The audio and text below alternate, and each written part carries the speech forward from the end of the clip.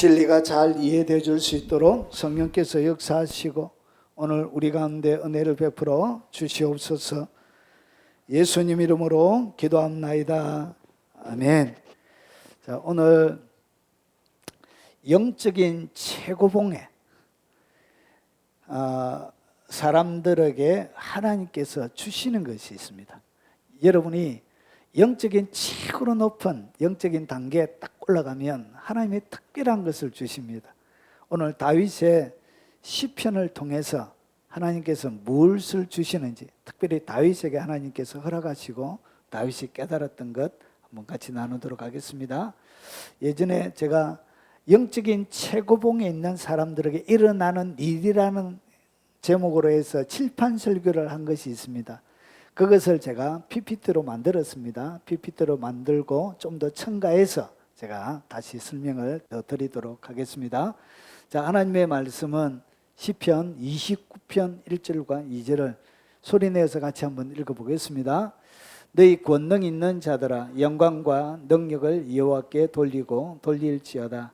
여호와께 그의 이름에 합당한 영광을 돌리며 거룩한 옷을 입고 여호와께 예배할지어다. 오늘 이 시편은 모든 사람들에게 주신 시편이 아니에요. 오늘 시편을 1절을 딱 시작하면서 뭐라고 딱 얘기를 하고 있냐면 너희의 권능 있는 자들아, 이렇게 이야기하면서 그 대상을 향해서, 그리고 그 대상 가운데서 뭐가 나오는지를 오늘 우리가 높은 산을 올라가서 산을 정복하듯이 오늘 한번 살펴보도록 하겠습니다.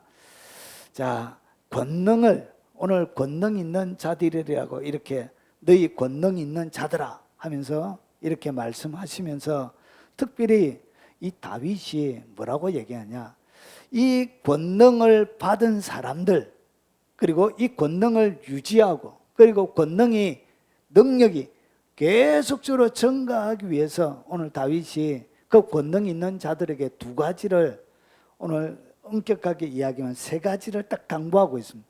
요 세 가지가 권능이 있는 자들에게 사라지는 순간 모두 사라지냐면 하나님의 권능도 사라지게 되어집니다. 그리고 하나님의 주신 것들도 그들에게 더 이상 그들의 것이 아니게 되어져 있습니다. 자, 그러면 영적인 자기가 영적인 최고봉에 올라가 있다고 생각하시는 분들은 오늘 이 말씀을 귀담아 들으셔야 되고요. 그리고 여러분이 등산을 영적인 최고봉을 향하여 등산을 하고 있다면 오늘 요 세 가지의 방법을 통해서 여러분이 점점 높은 곳으로 올라갈 수 있게 되어지는 것입니다. 이것이 가장 중요한 것입니다. 자, 첫 번째가 뭐냐? 권능 있는 자들아, 영광과 능력을 여호와께 돌리고 돌릴지어다. 여러분, 권능 있는 자들이 해야 되는 것이 뭐냐? 영광과 능력을 누구에게 돌려야 된다고요? 하나님께 돌려야 된다는 것이죠. 여러분, 왜 이게 중요하냐? 여러분, 하나님의 능력과 권능이 딱 드러나기 시작하면 뭐 하냐면 자기를 자랑하기 시작합니다. 자기를 높이기 시작합니다. 하나님의 권능을 어떻게? 자기의 끝이냐? 여러분, 자기에게 있는 것이 받지 아니한 것이 어디에 있습니까? 모든 것이 바울이 고린도전서 4장인가요? 예, 얘기하는 것처럼 5장에 얘기하는 것처럼 받지 않는 것이 아무것도 없는 거예요. 모두 다 하늘을 통하여 하나님께 받았음에도 불구하고 그것을 가지고 뭐하냐? 자랑질합니다. 여러분, 아주 유명한 사역자가 와서 설교한다고 해서 제가 좋아가지고 기대하고 설레이는 마음으로 딱 앉아서 예배를 드리는데 시작부터 자기가 5대양 육체주를 다닌 이야기를 하시더라.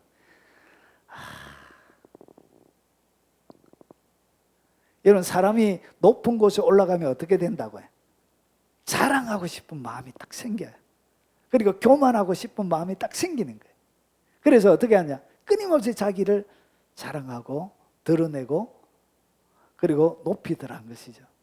그래서 권능 있는 자들이 항상 생각을 놓치지 말아야 될 생각이 뭐냐? 영광과 능력은 누구께 돌려야 된다고? 여호와께 돌리고 또 뭐하라고요? 또 돌릴지어다. 그래서 끊임없이 영광과 자기에게 능력과 권능을 주신 그 하나님의 영광과 능력을 하나님께 돌리면서 높여드리고 찬양해야 되는데 항상 사람들은 어디에서 무너지냐? 이 영광을 가로채매 영광을 가로채는 것 때문에 교회의 생명력은 약해져 가더란 것이죠. 여러분 그때부터 영광과 권능을 돌리면서 기도하지 자기의 영광을 가로채는데 항상 두 가지가 같이 따라가요. 자, 영광을 가로챌 때는 항상 뭐가 죽느냐면 기도가 죽어요. 자기의 하나님을 향한 기도 시간이 죽을 때 결국은 영광을 어떻게 하냐? 자기 것으로 도둑질해요. 그리고 또 한 가지 하나님의 말씀 앞에 집중하는 그 말씀 자체에 대한 집중해서 식어지게 되면 결국은 영광을 도둑질하게 되어지는 것입니다. 여러분 1906년도에 아주사 부흥을 일으켰던 그 윌리엄 시모 목사가 부흥을 일으키기 위해 얼마나 기도했는지 아십니까? 여러분 제가 이 시모 목사가 얼마 동안 기도를 하는지에 대한 것들은 제가 책을 읽어봐도 제가 찾지를 못했어요. 그런데 이번에 잔 레이크 목사님의 책에 보니까 시모 목사님과 교제하면서 이 시모 윌리엄 흑인 이런 1906년도니까 그때는 아직까지 노예에 해방된 지가 얼마 되지 않는 그런 시점이에요. 그래서 흑인들은 여전히 멸시와 냉대를 받던 그런 시대. 그런데 이 아주사 부흥을 위해서 이 시므온 목사가 얼마나 기도했냐? 3년 반 동안 5시간을 기도했대요. 몇 시간? 3년 반 동안 5시간 기도하고 그리고 그 뒤에 2년 반 동안은 7시간씩 매일 하나님의 부흥을 위하여 기도했다는 것이죠. 그러니까 이 깊은 기도가 적어도 부흥을 위해서 얼마 동안? 6년 동안 5시간에서 7시간 동안 부흥을 위해서 그렇게 기도하고 그 기도의 통로를 통해서 하늘의 영광이 땅으로 내려온 것입니다. 이는 그냥 되어지는 것이 없죠. 근데 이 권능이 있는 자들이 영광과 능력을 딱 가로채는 순간 뭐가 죽느냐? 기도가 딱 죽어요. 기도가 죽으니까 생명력이 떨어지니까 결국은 자기를 피할해서 자기의 교세를 지키려고 자기의 영향력을 유지하려고 이렇게 하는 거예요. 이렇게 해서 사람들은 타락하는 거예요. 그래서 최고봉에 딱 올라가는 사람들은 절대로 뭐 하면 안 된다고요. 자랑질하면 안 돼. 그것이 뭐냐? 영광을 가로채는 것이죠. 그래서 첫 번째가 뭐냐? 권능이 있는 자들은 영광과 능력을 여호와께 돌리고 또 돌려라는 것이죠. 이것이 뭐냐? 권능을 유지하고 계속 증가시키는 방법이에요. 여기에 실패하면 결국은 권능도 사라지게 됩니다. 그리고 두 번째, 그의 이름에 합당한 영광을 돌리란 것이죠. 앞에와 두 개가 거의 대동소이합니다. 그런데 그의 이름을 어떻게 하라고요? 그의 이름에 합당한 영광을 돌리란 것이죠. 여호와께 그의 이름에 합당한 영광을 돌리란 것이죠. 때 가지고 얼마 동안 하나님께서 하셨다고 이렇게 하는 것이 아니고 합당한 영광이라 해서 온전한 영광을 드리란 것이죠. 자, 그리고 세 번째는 뭐냐? 거룩한 옷을 입고 여호와께 예배할지는. 결국은 영광과 권능이 계속적으로 유지가 되고 증가되기 위해서는 항상 무엇을 입고 있어야 되냐? 거룩한 옷을 입고 여호와께 예배하는 자가 되어야 된다는 것이죠. 거룩한 옷을 입고 항상 주님 앞에 예배하는 삶을 살아야 뭐가 드러난다고요? 권능이 드러나고 그리고 권능이 증가하는 거예요. 자, 그러면 거룩한 옷을 입는다는 얘기는 뭐냐? 그에게 빛나고 깨끗한 세마포 옷을 입도록 허락하셨으니 이 세마포 옷은 성도들의 옳은 행실이로다. 그러니까 거룩한 옷을 입는다는 것은 옳은 행실, 거룩한 행실을 하라는 것이. 그 거룩한 행실을 하면서 뭐하라? 여호와께 예배하라는 것이죠. 여러분, 그런데 한 10만 명 이상 사람들이 막 이단들이나 늘어나고 하면 그때부터 뭐 하죠? 엄난에 빠지죠. 엄난. 그리고 여러분 재물을 유혹하는 배임에 빠지죠. 배임. 그리고 돈에 대한 빠지고 이렇게 해서 점점 어떻게 하냐? 거룩한 옷이 더럽혀져 가게 돼요. 그래서 거룩한 옷을 입고 하나님께 예배하는 것이 아니라 자기가 그 자리를 차지하고 싶은 그런 욕망들이 막 일어나는 거예요. 그리고 이 옷이 뭐냐? 옷. 무슨 옷을? 성도들이 해야 될 세마포 옷. 성도들의 옳은 행실의 옷이 뭐냐? 그러므로 너희는 하나님의 택하사 거룩하고 사랑받는 자처럼 긍휼과 자비와 겸손과 온유와 오래 참음을 옷 입고, 그러니까 여러분이 사람을 긍휼히 여기는 것이 뭐라고요? 이게 바로 옷이에요. 옷. 이게 영적인 옷이에요. 이런 옷을 입고 하나님을 예배해야 되는 거예요. 그리고 자비의 옷을 입고, 겸손도 옷입니다. 옷. 거룩한 옷이에요.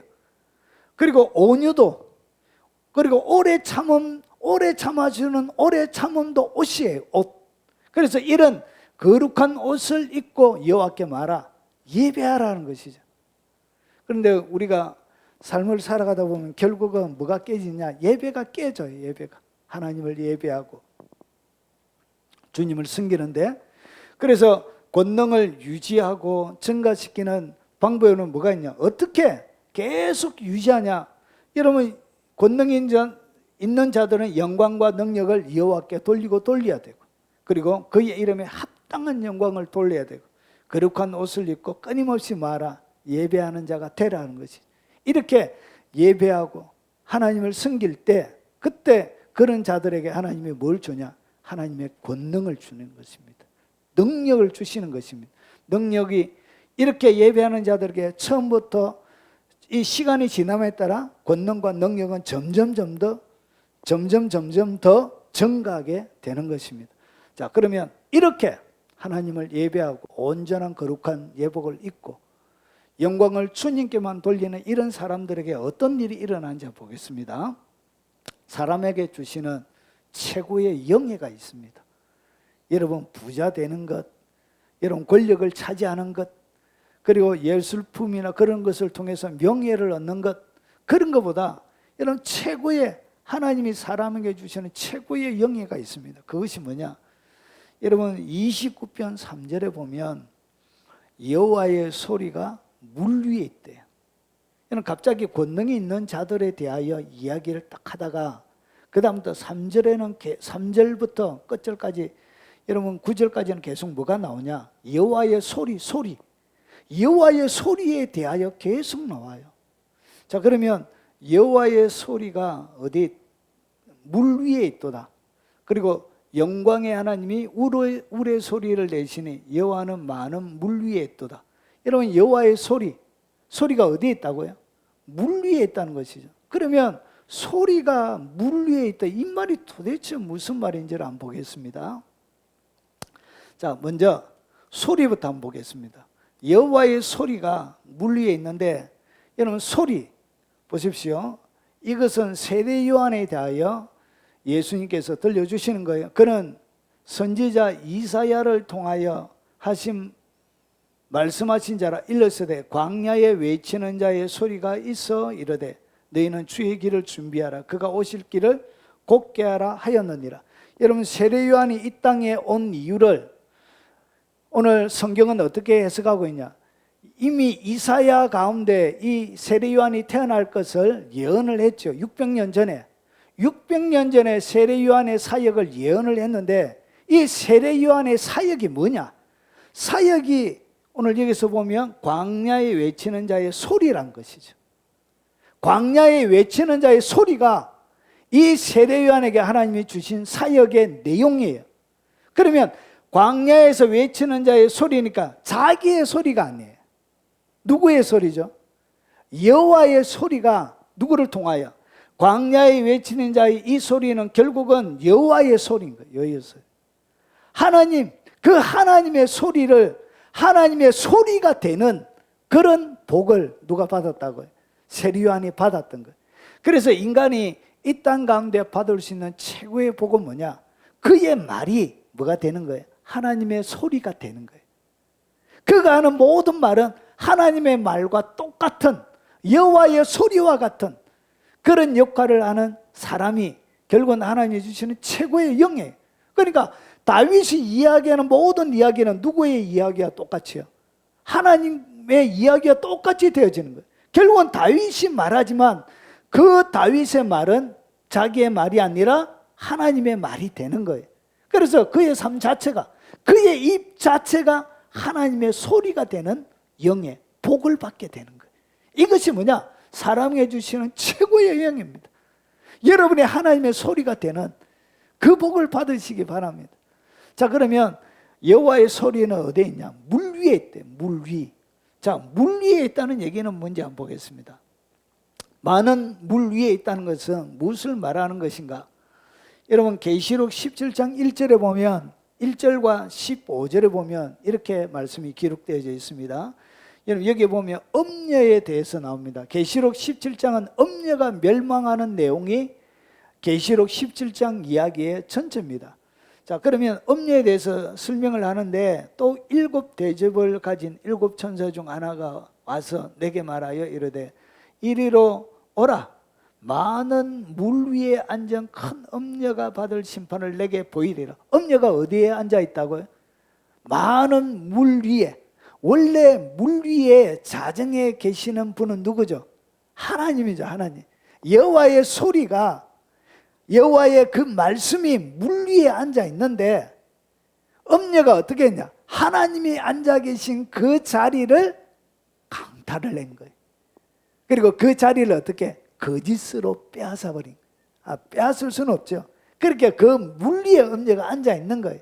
하나님이 앉아 계신 그 자리에 이 싸가지가 없게 누가 올라가요? 엄녀 지가 올라가 있는 거예요. 거짓말로, 속임으로. 자, 그래서 그러면 물이 뭔지 한번 보겠습니다. 또 천사가 내게 말하되 내게 본 바 엄녀가 앉아 있는 물은, 물이 뭐냐? 백성이에요. 백성. 그러니까 하나님이 어디에? 이 물이란 것은 뭘 얘기하냐? 실제적인 물을 얘기하는 것이 아니라 사람을 얘기하는 거예요. 그리고 백성, 무리, 그리고 열국, 방언들. 그래서 엄녀는 어디에 앉아 있다고요? 사람의 전 세계 모든 세상에 어디에? 언어에 앉아 있는 거예요. 언어에. 말에 앉아 있는 거예요. 그래서 이 말 자체가 어떻게? 음란한 말들이 나가는 거예요. 아주 일어날 수 없는. 여러분, 최근에 미국에서 이제 동성연애가 완전히 결혼이 되도록 하겠다 이렇게 법원에서, 국회에서 이렇게 나왔는데, 그런 것처럼 말도 안 되는 불법이 어떻게 정당화되어지는 법이 되도록. 여러분, 미국에, 여러분 캐나다의 어떤 목사님이 동성애 하다가 경찰에 신고당해가 잡혀갔던 적도 있습니다. 여러분, 동성애 이런 얘기 못해요 이제. 자, 그래서 뭐 위에 앉아있냐? 언어 위에 앉아있는 거예요. 이 물 위에. 그래서 열국, 무리, 백성, 열국, 그 언어들 위에 이 엄녀가 그 자리에 자리를 차지하고 있는 것입니다. 보좌를 안고 있는 거예요. 그런데 원래 이 물 위에는 누가 앉는 자리죠? 하나님의 자리죠. 하나님의 소리가 있는 자리인데, 하나님의 자리인데 누가 앉았다고? 엄녀가 거짓말로 속여서 이렇게 앉은 것입니다. 자, 그래서 엄녀가 불법으로 여호와의 소리가 그가 되길 원했던 것입니다. 여러분, 보좌에 앉았다는 얘기는 뭐냐? 여러분, 이 모형도인데 솔로몬의 보좌예요. 솔로몬의 보좌. 솔로몬이 보좌에서, 여러분, 왕들이 앉아서 통치를 어떻게 해요? 말로 하죠. 말로 앉아가지고 어떻게? 백성과 열국과 마을과 동네와 그리고 모든 사람들에게 그들의 언어 가운데서 어떻게? 왕이 이렇게 해라 저렇게 해라 하면 바로 집행이 되는 것입니다. 그래서 보좌에 앉아서 어떻게 하냐? 그 권력과 능력을 행사하는 거. 어디에서? 나라 전체에서, 말 전체에서, 모든 귀족들 가운데, 군인들 가운데, 모든 사람과 언어, 이 모든 것들을 어떻게 통치하고 관리하고 이렇게 하는 것입니다.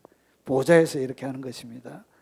자, 그와 마찬가지로 하나님이 앉아있는 그 자리를 어떻게 그가 앉길 원했다는 것이죠. 자, 그러면 권능 있는 자, 하나님이 특별히 흰옷 입고 그의 삶 전체를 예배하는 삶으로 하나님께 드린 그런 사람들에게, 권능 있는 자들에게 하나님이 주시는 최고의 영예는 결국은 여호와의 소리가 되는 것입니다. 그래서 영적인 최고봉의 사람들에게 하나님께서 주시는 것이 뭐냐? 이런 것을 주십니다. 여호와의 소리가 물 위에 있는 것처럼 그의 말이, 그래서 첫 번째는 뭐냐?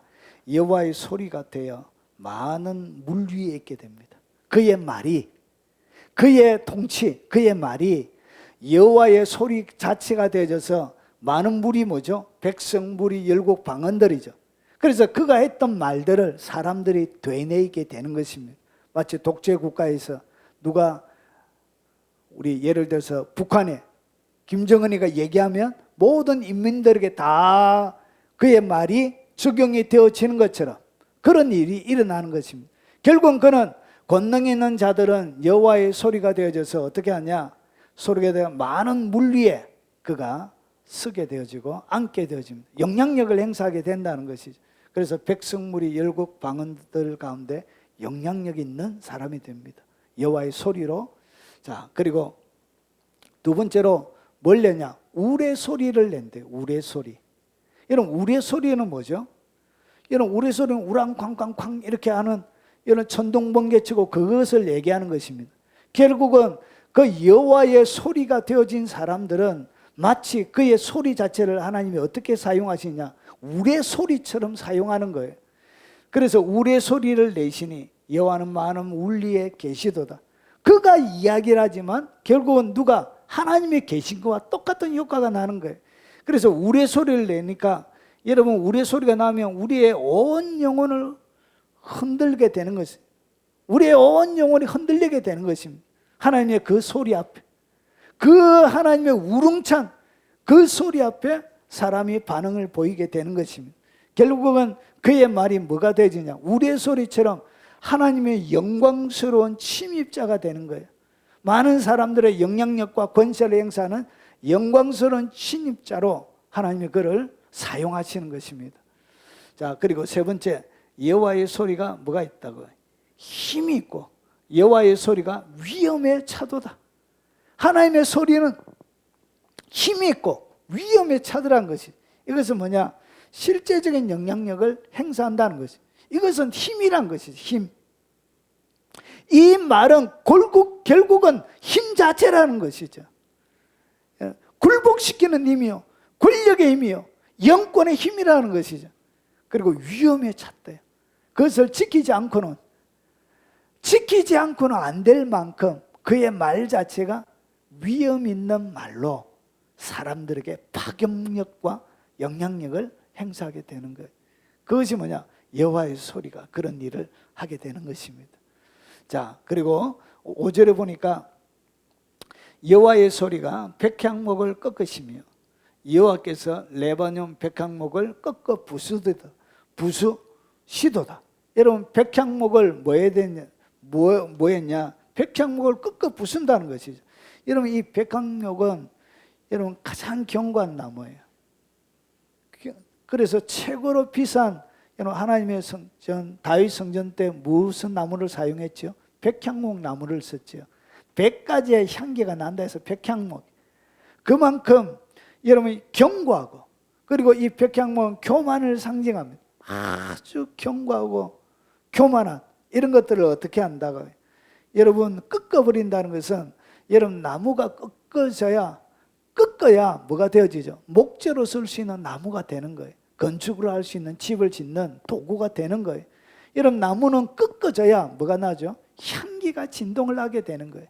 비로소 그의 가치는 꺾여졌을 때 가치가 나는 것입니다.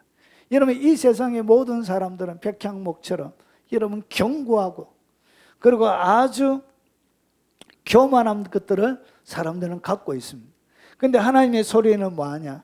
그 하나님의 소리를 가지고 있는 그 사람들은 뭐하냐? 이 백향목을 꺾어버린다는 것이죠. 꺾으니까 향기가 나는 것입니다. 쓸모없이 교만함으로 여러분 하늘 높은 줄만 알고 계속 조사하는 그를 꺾어서 목재로, 그 사람들의 유익한 존재로 사용이 되어지는 것입니다. 그래서 여호와께서 레바논의 백향목을 어떻게 꺾어 부수신다는 것이죠. 하나님의 말씀은 이렇게 합니다. 여러분, 사람들을 어떻게 하냐? 하나님은 꺾어 부수시는 거예요. 여러분, 예레미야 1장 9절부터 10절에 보면 여호와께서 그의 손을 내밀어 그의 입에 대시며, 예레미야에게 하나님이 하신 것입니다. 여호와께서 내게 이르시되 보라, 내가 내 말을 내 입에 두었노라. 그러니까 하나님의 말을 하나님이 하나님의 말씀을 예레미야 입에 딱 두었다는 얘기는 예레미야가 뭐가 되었다는 거예요? 여호와의 소리가 되었다는 거예요. 여호와의 입이 되었다는 거예요. 그래서 그의 입에 나가는 것은 하나님의 소리와 똑같은 여호와의 소리가 된다는 것이. 그래서 하나님의 소리가 되어진 사람들은 무슨 역할을 하느냐? 이런 역할을 하는 거예요. 보라, 내가 오늘 너를 여러 나라와 여러 왕국 위에 세워. 오늘 여기에서 보니까 물을 얘기하죠. 물이 뭐죠? 백성, 무리, 열국, 방언들을 얘기하죠. 그래서 여러 나라와 여러 왕국 위에 세워서 뭐하냐? 내가 그것들을 뽑고 하나님의 말씀이 여러분 증거가 되어지고 하나님의 소리가 딱 증거되어지면 어떻게 하죠? 백향목 나무를 뽑아버리는 거예요. 뽑고 그리고 꺾어버린다는 것은 많은 그죠? 파괴하며 파멸하는 거예요. 꺾으니까 자라지 못하게 꺾어버리니까 파괴하고 파멸하고 그리고 넘어뜨리는 것이 나무를 잘라내야 나무를 잘라서 넘어뜨려야 뭐하죠? 그 다음에 그 나무를 가지고 건설하고 그리고 하나님이 원하시는 집으로 심게 만드는 이런 역할을 하게 되는 거예요. 결국은 여호와의 소리가 되면 여러분의 삶 자체는 열방과 열국과 무리와 언어들 가운데서 여러분의 이야기를 통하여 여러분의 이 이야기가 파급력이 어떻게 되냐? 여러분 여러 나라와 여러 왕국 위에 세워서 뽑아요. 뽑고 파괴하고 그리고 또 파멸하고 그리고 넘어뜨려 다 무너뜨리고 나서 인간이 지었던 욕망, 인간이 지었던 욕심, 인간이 지었던 덧없는 계획들과 미래에 대한 여러 가지 꿈들을 완전히 무너뜨리고 나서 그 다음에 하나님이 새롭게 건설하는 거예요. 그리고 나서 하나님이 새롭게 심어서 하나님의 나무가 되게끔 이렇게 만드는 것입니다. 여러분 그렇게 해서 어떻게 하냐? 여호와의 소리는 이런 역할을 하는 것입니다. 그리고 6절을 보면 그 나무를 송아지같이 뛰게 하시며 이런 나무가 송아지처럼 뛸 수는 없잖아요. 오늘 그 나무는 5절에 나오는 이 5절에 나오는 백향목 나무를 얘기합니다. 레바논의 백향목 나무를 얘기하는 거예요. 그런데 그 나무가 어떻게 한다고? 송아지처럼 뛰게 한대. 결국은 이 꺾여진 나무는 누구를 얘기하는 것이죠? 열국과 열방과 무리와 언어, 사람들을 이야기하는 것입니다. 그래서 어떻게 하냐? 백향목 나무를 송아지같이 막 뛰게 만들어요. 그래서 하나님의 말씀을 사람들이 받게 하면 어떻게 하냐? 사람이 하나님 앞에 반응을 보이면서 막 뛰게 된다는 것이죠. 막 춤추게 된다는 것이죠. 여러분 제가 김해에서 사역할 때 우리 그 치유 수양회라고 있었습니다. 1년에 많을 때는 4번 그리고 적을 때는 한 2번 이렇게 치유 수양회를 했는데 얘는 새로운 신자들을 상대로 이렇게 해요. 하는데 그게 보면 아주 점잖은 분들도 사실은 오셔요.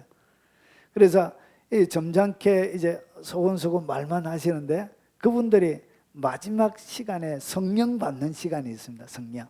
그래서 성령 세례 받기 위해서 막 기도하고 막 하나님 앞에 부르짖고 하는데 그때 성령 그 아주 점잖은 분들이 성령 받고 나서 막 끝나고 나서 막 나와가지고 막 춤추고 막 이런 것을 우리가 보게 됩니다.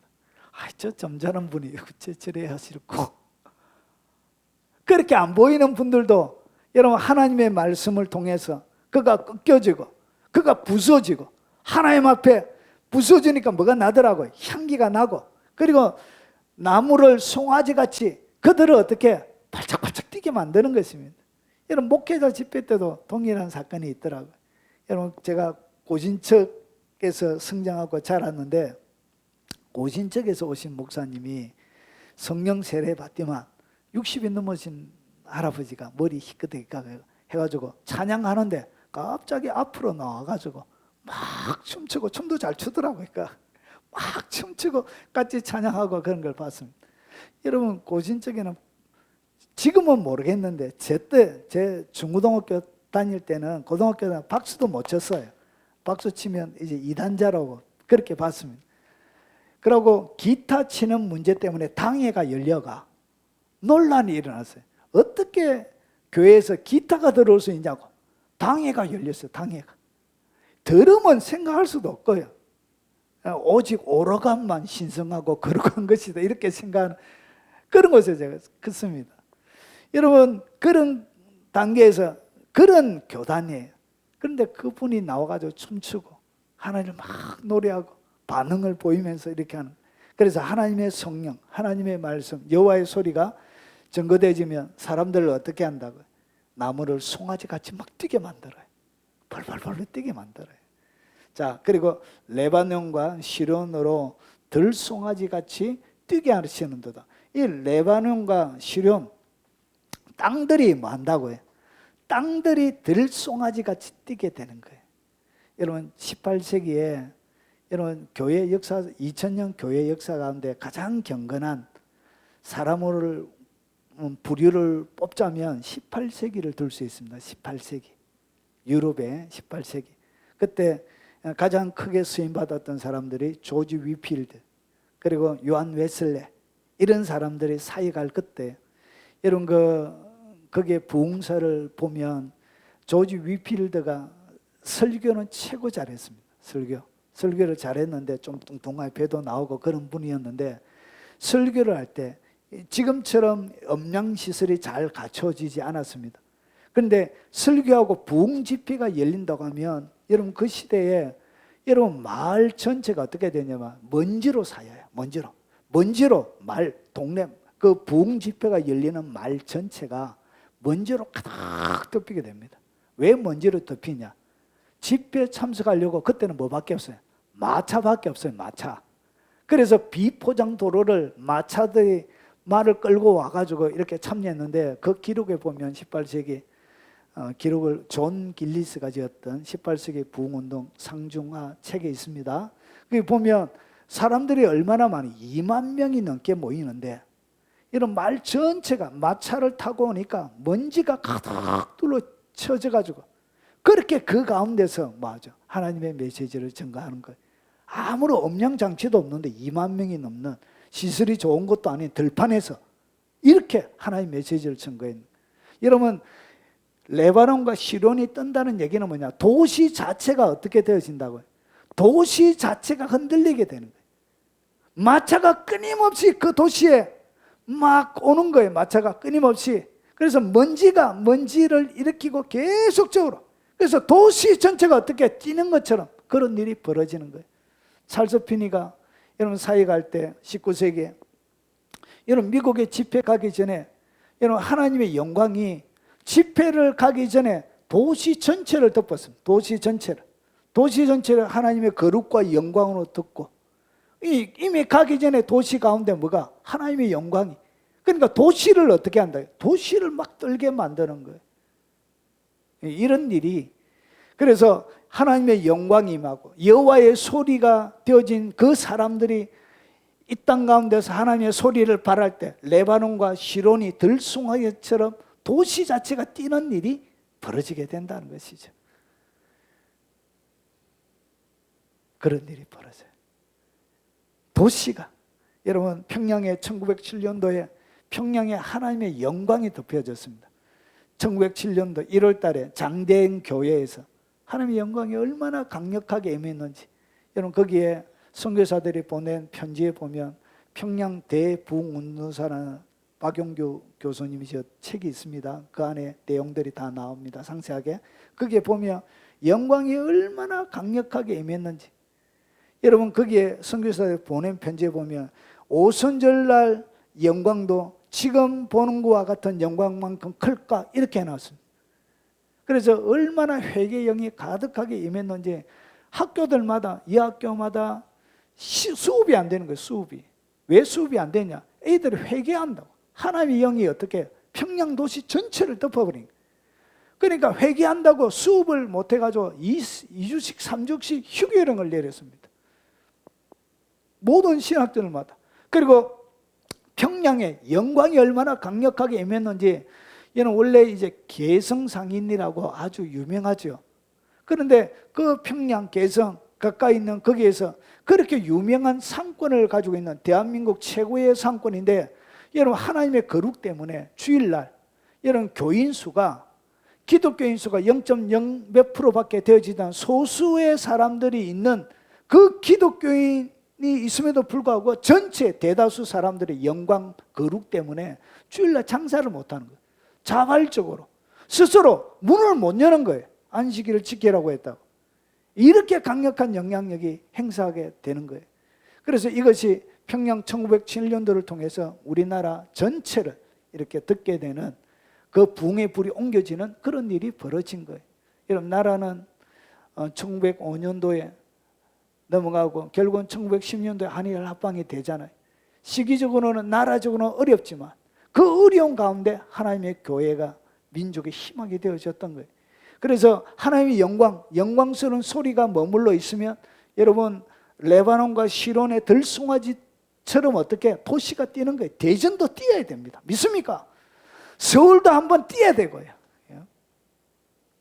여러분, 1974년도에 대한민국의 엑스플로라고 빌리 그레함 목사가 와가지고 그때 대집회가 일어났습니다. 성도들이 얼마가 모였냐? 100만 명 가까이. 100만 명의 성도들이 그 여의도 백사장에 여러분 100만 명의 식사를 한다고 생각해 봐요. 100만 명의 식사하는 거예요. 이렇게. 그래서 엄청난 숫자가 돌씨가 들썩한 거예요. 여러분, 그것을 참여했던 어떤 분들의 간증도 제가 가끔씩 들어봤는데 실제로 참여했던 분이 상상을 초월한대. 메시지가 탁월했냐? 그렇게 탁월했던 것 같지도 않아요. 그런데 하나님의 영광이 덮으니까 어떻게 나라가 들썩하게 되는 거예요. 그래서 하나님의 여호와의 소리가 선포가 되어지면 레바논과 시론이 들송아지 같이 뛰는 역사가 일어난다는 것이, 이 역사가 지금 일어나야 된다는 거죠. 지금 오셔서 지금 하나님의 소리를 가진 자들이 일어나야 되는 거예요. 여호와의 소리가 여러분 이 지역 대전에 그리고 대한민국에 머물 때 여러분 도시가 일어나게 되는, 떠들썩하게 되는 일이 일어나게 되는 것입니다. 자, 그래서 레바논과 시련은, 레바논 이게 얘기하는 것은 레바논 산맥을 얘기합니다. 시련은 헐몬산을 얘기합니다. 얘는 2804m 늘 눈으로 덮여져 있던 그런 것이었습니다. 결코 흔들리지 않는 든든함과 견고함을 항상 뭐라고 얘기했나? 레바논 산맥 헐몬산.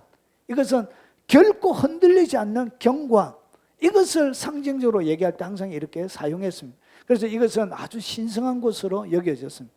주님이 올라갔던 변화산이 바로 이 헐몬산입니다. 변화산.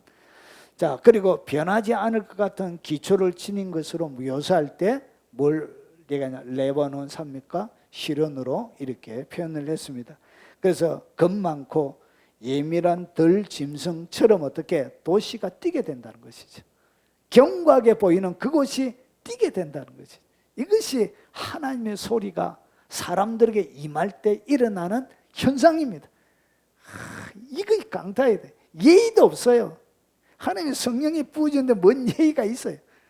화장 예쁘게 해가지고 왔는데, 여러분 붕집회하다, 그 치유집회나 붕집회 하다 보면 하나님의 성령이 임한 거예요. 회개의 영이 터진 거예요. 화장을 진하게 하고 왔는데 울고불고 눈물 콧물 범벅이 되잖아요. 한참 지나고 보면 마스카라 다 번져가 있고 얼굴이 시커멓게 돼 있고 막 옷은 예쁜데 막 거기에 콧물 눈물이 범벅이 되고 이런 일이 벌어지는 것입니다. 그게 무슨 체면에 있습니까? 여호와의 소리가 가는데 하나님이 강탈한다 떼굴떼굴 구부는데 무슨 체면이 있습니까? 체면을 차리려도 감당이 안 되는 것이죠. 그런 하나님의 영광이 그의 몸속으로 통과하게 되는 것입니다. 이것이 여호와의 영광, 여호와의 소리가 임할 때 일어나는 현상이란 것이죠.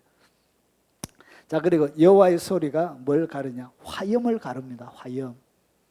하나님의 소리, 하나님의 소리를 가진 사람, 그 입에 나가는 그 말씀은 화염을 가르는 것과 같은 역할을 하는 것이죠. 화염이 뭐냐? 여호와의 소리가 화염을 가르시도다. 여러분 뜨거운 불 위에 여러분 정화가 되는 것이죠. 화염처럼 나가는 것입니다. 그래 하나님의 불로 그 사람들 태우는 것입니다. 정화하고 뜨거운 말씀의 정화, 서리기가 청소가 되는 것입니다.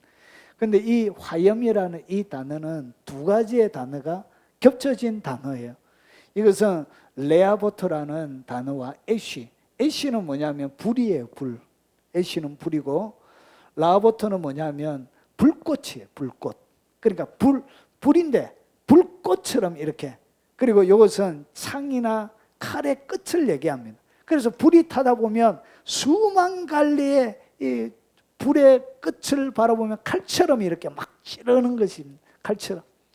그래서 이 라버트, 이 화염이라는 이 단어는 결국 뭐냐? 이것은 원래는 전체 모티브는 천둥, 번개, 뇌성 이런 것을 모티브로 해서 오늘 시편에 기록이 되어져 있습니다. 그래서 뇌성이 동반되는 이 번개가 하늘에서 갈라지는 것을 표현하는데 마치 번개가 뭐처럼 창처럼 꼽히죠. 그리고 칼처럼 꼽히는 것입니다. 그래서 하나님의 말씀이 불이 불칼처럼 불창처럼 사람의 심령을 때리는 것입니다. 가르게 되는 것입니다. 그래서 하나님의 말씀은 살았고 운동력에서 자유의 날선 어떤 검보다 예리하여, 그래서 영과 혼과 관절과 골수를 찔러 쪼개는 일이 일어나는데 뭐처럼 불로 태워서 그들을 찌르는 것입니다. 그래서 하나님의 권능과 하나님의 두려운 심판을 두 개가 같이 이제 보여주는 것입니다.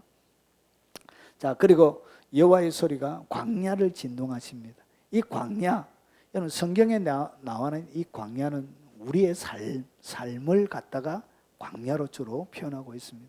버림받은 곳, 사람이 살지 않는 곳. 자, 그래서 광야, 이 가데스는 이스라엘 백성들이 출애굽을 할 때 있었던 그 가데스 광야를 얘기합니다.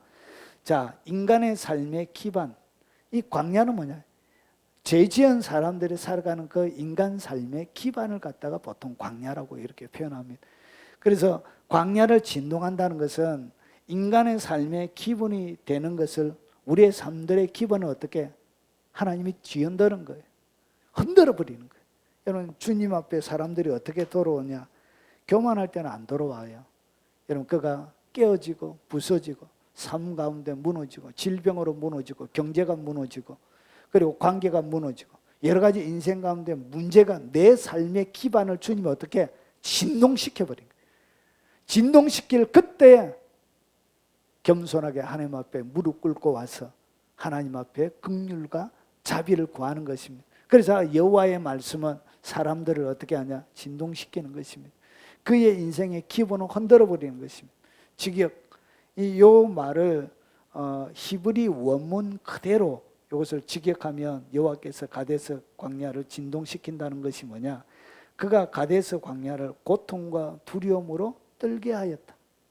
원래 의미는 이렇습니다.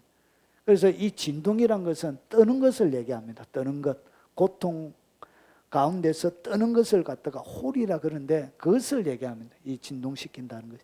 그래서 그가 가데스 광야를 고통과 두려움에서 떨게 만든다는 것이 하나님의 말씀 앞에. 그래서 사람이 하나님 앞에 깨어지게 만들고 자기의 삶을 내려놓고 긍휼과 자비를 구하게 되는 것입니다. 자, 그리고 여호와의 소리는 암사슴을 낙태케 하시고, 암사슴을 낙태케 한다는 것은 일찍 태어나게 한다는 거예요. 조산하게 한다는 것이죠. 자, 그리고 살림을 맑게 벗기시니, 살림을 벗긴다는 것은 여러분 인간의 우리의 삶들 가운데, 광야 가운데 우리의 삶들 가운데 덮여 있는 것을 얘기합니다. 눈에 보기 좋고 아름답게 보이는 이 모든 것들을 어떻게 하냐? 벗겨버린다는 것이죠. 덮여져 있는 모든 것들을 하나님이 하나님의 말씀으로 드러내시는 것을 성경적으로 보여주고 있습니다. 그래서 어떻게 하냐? 그의 성전에서 그의 모든 것들이 말하기를 영광이라. 이렇게 여러분 완전히 화염과 진동과 암자성 살림이 벗겨지고 앞에는 뭐가 나왔죠? 여러분 앞에는 우리의 경관, 터전, 백향목이 꺾이고 그리고 하나님의 말씀 앞에 그 위험 앞에 우리가 녹아져 내릴 때 그때 비로소 뭐가 드러난다고요? 예, 하나님 그의 성전에서 그의 모든 것들이 말하기를 하나님께 영광이라고 이야기할 수 있게 되는 것입니다. 그래서 오직 남는 것이 뭐냐? 마지막에는 하나님의 영광만을 찬양하게 되는 상태로 하나님의 말씀은, 여호와의 소리는 우리의 삶을 이렇게 만들어 가는 것입니다. 자, 그럼 마지막입니다. 여호와께서 우리의 삶들 가운데 여전히 왕으로 자정하시면 우리의 삶에 어떤 일이 일어나느냐, 하나님께서 언제 자정하셨는지 설명하고 있습니다. 10절, 홍수, 여호와께서 홍수 때 자정하셨대. 이 홍수는 노아 홍수를 얘기합니다.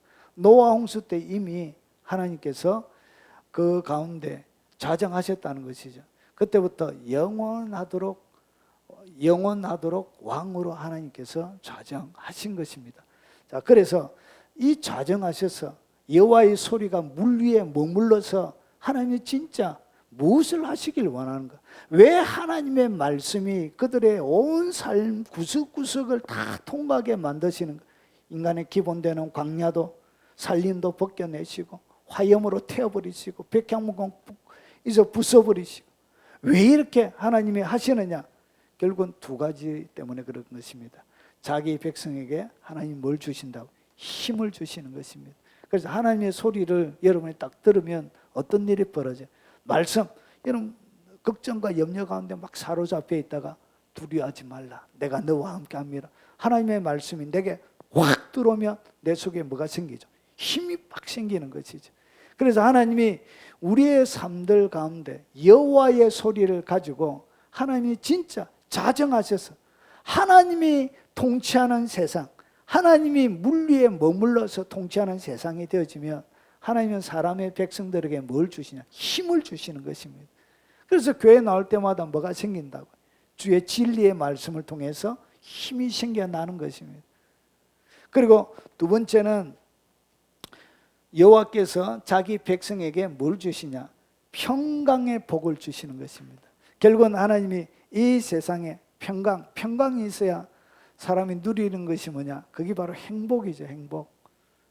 행복하게, 평강 가운데서 행복하게 하나님의 힘을 받아서 하나님이 이스라엘 백성들을 살게 하시고 하나님의 말씀을 받은 백성들을 살게 하시기 위해서 하나님은 여러분의 어느 가운데 머무길 원하시고 이 여호와의 소리를 가진 사람들을 세워서 그 일을 주님은 다시 하시고 싶은 거예요. 여러분 평생에 여러분의 존재가 사람들에게, 백성들에게 힘이 되는 존재가 되길 바랍니다. 그리고 여러분 풍랑이는 바다처럼 여러분 안정감이 없고 늘 불안하고 걱정하고 염려하는 그 가운데 하나님의 백성들에게 평강의 복을 나눠주는 그런 여호와의 소리가 되는 영적인 최고봉에서 하나님께서 주신 그거 가지고 이 땅을 섬기는 여호와의 소리처럼 섬기는 위대한 하나님의 사람들이 되시기를 주의 이름으로 축원합니다. 여호와의 소리가 되는 하나님의 사람들이 하나님께서 자기 백성에게 왕으로 자정하여 힘과 평강의 복을 주는 통로가 되는 것입니다.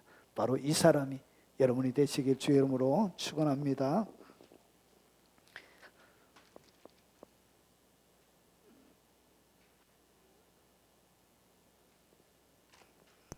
우리 찬양하고 제가 축도로 마치도록 하겠습니다.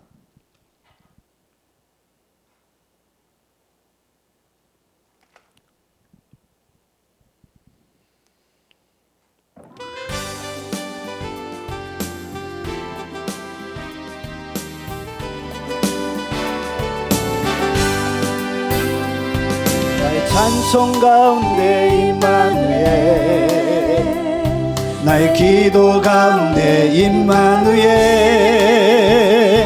나의 기쁨 가운데 임마누엘, 나의 고통 가운데 임마누엘, 모든 사람 날 떠나도 임마누엘, 나의 걸음걸음마다 임마누엘, 내가 살아있을 동안 임마누엘, 내가 죽었어도 임마누엘, 영원토록 임마누엘, 하나님이 나와 함께 하시네. 임마누엘 임마누엘, 하나님이 나와 함께 하시네. 모든 사람 날 떠나도 임마누엘, 내 걸음걸음마다 임마누엘, 내가 살아있을 동안 임마누엘, 내가 죽었어도 임마누엘, 나의 삶 가운데 임마누엘, 가정 안에도 임마누엘, 우리 교회 안에도 임마누엘, 모든 민족 가운데 임마누엘, 모든 사람 날 떠나도 임마누엘, 나의 걸음걸음마다 임마누엘, 내가 살아있을 동안 임마누엘, 내가 죽었어도 임마누엘, 영원토록 임마누엘, 하나님이 나와 함께 하시네. 임마누엘, 임마누엘, 하나님이 나와 함께 하시네. 모든 사람 날 떠나도 임마누엘, 나의 걸음걸음마다 임마누엘, 내가 살아있을 동안 임마누엘, 내가 죽었어도 임마누엘.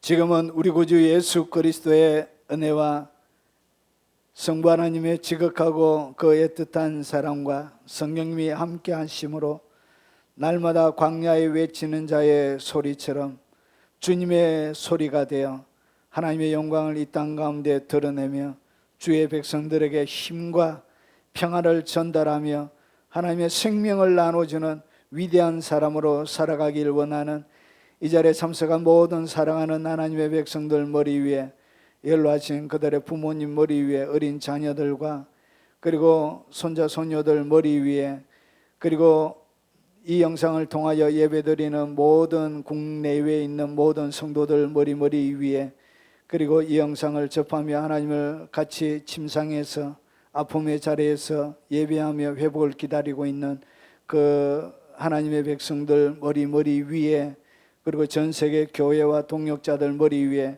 지금부터 영원 무궁토록 함께 있을지어다. 아멘. 우리 오늘 들은 말씀을 놓고